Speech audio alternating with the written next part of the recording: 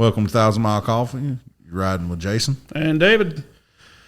Today, we're going to talk about stuff we like to do in our off time. And we want y'all to let us know what y'all like to do when you're all in use. See, Mike ain't even here anymore, and I'm over here going use. In y'all's off time. When you get off of work, what do you like to do? Let us know. What do you like to do, David? Oh, my hobbies have gotten very expensive lately as I own 2 motorcycles, a couple chainsaws, tractor. Well, you know what they say the difference between a boy's toy and a man's toy is, right? Yeah, they just grow up and get more expensive. The price tag. Bingo. Yeah, I ride. I started riding motorcycles when I grew up on 4-wheelers. Rode a couple dirt bikes, and I actually started riding, got my license when I was 18. And I rode for several years until my first son. Found out my wife was pregnant with our first son. I sold it, and that was 14 years ago. And I just recently, about a month and a half ago, bought another bike. Yep. I had owned 2 motorcycles prior, both of which were lost in accidents. What would you look at me for? Because I was waiting for the peanut gallery. No, I ain't going to say nothing. Both of my previous motorcycles were owned before I started driving truck. And again, they were lost due to accidents. One of which is pretty much the best way to word it was my fault. I was inexperienced. Grabbed that front brake harder than I should have. The second one, lady ran a stop sign and I hit her in the front end. Yeah.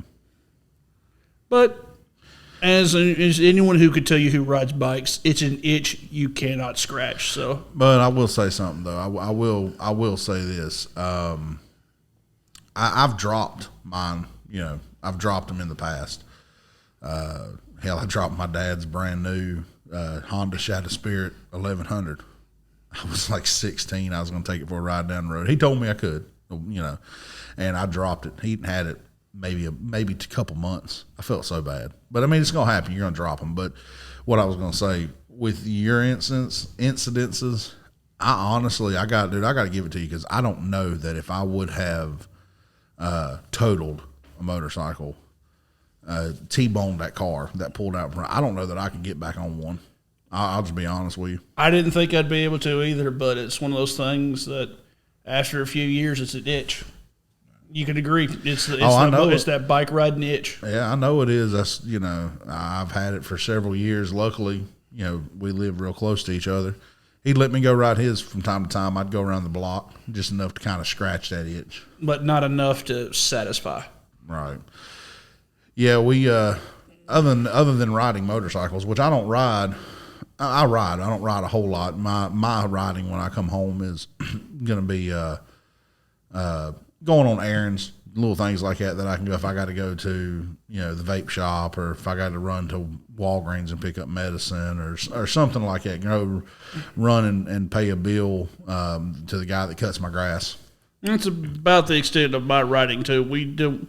But we actually do have a trip planned here in about a few weeks here. We've got a trip planned where me, him, and a couple other guys, we're all getting together. We're all riding bikes, so we're all going to Myrtle Beach. Right, it's going something just a long weekend. Pretty much all of us, we realized. I haven't had a vacation in years. Yeah. And it's pretty much all the realization that we all work entirely too bloody much, and I go on vacation. We need a guys trip. Typically, I go on vacation once a year. I normally take my kids to Myrtle Beach, and that's, if I'm not riding, that's what I'm doing at home. I'm either fiddling around the house doing, work that that I should have done during the week when I was gone, but mostly trying to be there and spend time with my family. Spend time with the family, spoil your little doggy. Yeah, what's your point? I'm jealous. I don't have a dog. Yeah, but that's about what that's mainly me. Is I just go home. I don't really go anywhere. We've actually I'm trying to plan a trip now for my family. We're going to Gatlinburg just for a long weekend. Yeah. And another thing, I think in October, right when the leaves change, I'm planning on me and Jessica going to the Pilot Knob Inn and Suites. It's a little bed and breakfast in Pilot Mountain, like 30 minutes from the house. I've heard stories of the place that it is very beautiful. It really is. In the fall time. It's in the fall time, right there in Pilot Mountain. When the leaves are going to be changing, you go in there. It's right at Pilot Mountain State Park is where the place is, dude. And when you go back in, it's back in the woods, and it's like old. They've got one big building, and then they've got a couple log cabins. Well, I say log cabins. Really, what they are is old tobacco barns that they have retrofitted and made a cabin out of for you to go stay in the woods.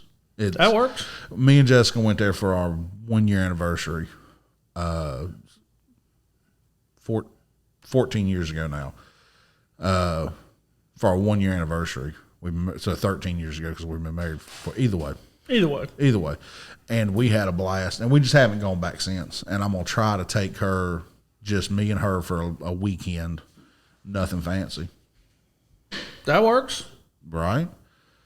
What else you got? What other things you like to do when you're off time? Off time was one thing I used to be into that I kind of fell off with was RC cars. Now, one thing that I know a lot of people, if you don't know the hobby, you think RC cars, you're going to think of that $20 little podunk thing from Walmart. That's not what I was into. I was into the $400 to $500 professional race cars you get at your hobby stores and stuff like that. You got into the gasoline motors, didn't you? Or the nitro motors? I was into the nitro motors for a little bit, but I don't have the knack to make a motor run, so I failed miserably. But I had one of those. Dad had got me one, me and him one, when I was, I was 15 or 16 years old. Just something, a little hobby. And they were fun, but those nitro ones, I mean, every time, if the weather changed, you was working on the motor. You spent more time tuning weather that changed. motor. Heck, 5 minutes later, it's been running perfect. You shut it off for 5 minutes to fill it up with fuel. You go to start it back up. Nope. Sit there and take the screwdriver. No, we never had that problem. God, I did with mine. Holy crap. Our issues were just like when the weather changed. They were fun, but you just spent more time working on them than you did running them. Yeah, that's kind of why I fell off the nitro and I went back into the electrics because the battery. Change the battery and keep going. Yeah. The only problem is you just keep stripping gears inside the thing. Yeah, Jaden's got a real nice Gravedigger. Was it Traxxas? Made by Traxxas Gravedigger. That little thing, dude, in full battery going across like dirt, I bet you it'll do every bit of 20 mile an hour. That little thing will fly. Dude, I had Traxxas. Traxxas is basically when you're coming to the RC hobby. I know this is a trucker podcast, but we started talking about during the off time. Your Traxxas is a good place to start with your RC cars because Traxxas is not going to be your extremely expensive brands, but it's not going to be your Walmart, Tyco, beat up piece of plastic crap. Right.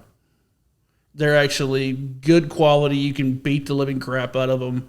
Parts are easy to replace, and you can pretty much get most of the stuff online. Well, and the thing, too, with the Traxxas is if it's been a long time since I've messed with them, but if I can remember right, you can actually like upgrade the suspension, the A-frames, or A-arms. Everything you can take them from plastic to aluminum. I mean, plastic to aluminum, stuff. Completely swap out the bodies, basically swap out the motors, the gears, everything. It kind of got me into a little bit into the tinkering with my hands, which I really enjoyed. That's cool. But I kind of fell out of it when I didn't realize you was into the cars as much. I thought you were into the RC planes. I got into the planes for a little bit, but I could only fly 3-channel. I could never get into 4-channel, which I know is kind of, if you don't know anything about RCs, it's deals with how the controller flies the plane. Okay. Yeah, no, we're not going to break that down. Okay. I've actually started to look into the drones again because our boss had one that I flew around here a little bit, and I seriously contemplated it until he told me the price of it, and I said, yeah, no. I can't spend more on a drone than I did the car that stays at the shop here. You're very much an impulse buyer on a lot of things, too. Of course, I mean, hell, everybody is. I've gotten better. You My have. last impulse buy was a tractor, okay? Yeah, that tractor, I ain't gonna lie, but that tractor has saved me on more times than I can count around the house when I needed something, you know. Yeah, it wasn't until I think you got my oversized lawnmower. Yeah, I told you I'll never call it that. I mean, that's what he has is I have a Mahindra 22E. It is the compact utility tractor. It's got a mowing deck. I got a scrape blade for it. It's got the front end loader. Right. It's not a very big tractor. It's only got I think a 22 horsepower, 3-cylinder diesel. It's an oversized lawnmower. That's what I always called it. Just giving him, all kinds of crap just because I can. The amount of times it has come over to your house and it helped put in that dang swing set. Yep. Move stuff around your house. And it's like, and like I said, I will never call it an oversized lawnmower again ever since that happened. I mean, that tractor, the mini tractor has saved my butt at home more than I can count. It is probably, I mean, I'm bad for impulse purchases. Dude, everybody is. Let's see here. At least half my guns at the house are impulse buys. The walk behind was an impulse buy. I'm buying your daddy's chainsaw. That's an impulse buy. Oh, you are going to buy the chainsaw? I'm buying the chainsaw. Oh, okay. I didn't know. Yeah. Okay. Like I said, everybody buys at some point in time in their life. Everybody buys an impulse or does an impulse buy. I'm just giving my you impulse crap buys are just I usually can. more expensive. Right. I'm doing it just because I can. But I mean, we work hard. I'd like to say we work hard and we play harder. Yeah, we really don't. We don't play hard. We work hard and we go home and spend time with our families. And every now and then we get out on the motorcycles and ride. Yeah, most of the time when we go home, because that's the other thing when it comes to driving. Now, I know a lot of people aren't going to understand this. Most of the time when they come home from work, the weekend hits, they want to go somewhere, everything like that. Not with most of your drivers. I would be perfectly content sitting at the house, staring at my phone, watching anime, which is one of my other guilty pleasures. But we go all week long. We don't want to go when we get home. We go home. It's like, hey, we want to go to here. You want to go there? You want to go there? No. I want to sit here in my chair and relax. You want to relax and decompress. It's that simple.